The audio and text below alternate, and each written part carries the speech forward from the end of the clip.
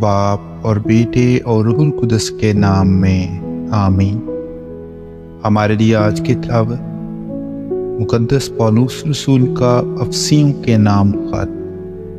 اس کا 2 باب اور اس کی 12ویں آیت سے لے کر 22ویں آیت تک۔ اور کہ تم اس وقت مسیح سے محروم تھے اور اسرائیل کے استحقاق سے خارج اور وعدے کے عہود سے ناواقف اور اس دنیا میں نا امید اور بلا خدا تھے، مگر اب مسیح یسوع میں ہو کر تم جو پہلے دور تھے مسیح کے خون کے سبب سے نزدیک ہو گئے ہو،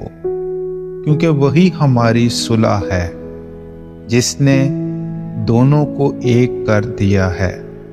اور عداوت کی درمیانی دیوار کو ڈھا دیا ہے۔ اس نے احکام کی شریعت جو ضوابط پر مشتمل تھی اپنے جسم کے وسیلے سے موقوف کر دی، تاکہ صلح کرا کر اپنے آپ میں دونوں سے ایک نیا انسان خلق کر دے، اس مقصد سے کہ صلیب کے وسیلے سے عداوت کو مٹا دے اور ایک ہی بدن میں دونوں کو خدا سے ملا دے۔ اور اس نے آ کر تمہیں جو دور تھے اور انہیں جو نزدیک تھے دونوں کو صلح کی خوشخبری دی، کیونکہ اسی کے وسیلے سے ہم دونوں ایک ہی روح میں باپ کی قربت حاصل کرتے ہیں۔ پس اب تم پردیسی اور مسافر نہیں، بلکہ مقدسوں کے ہم وطن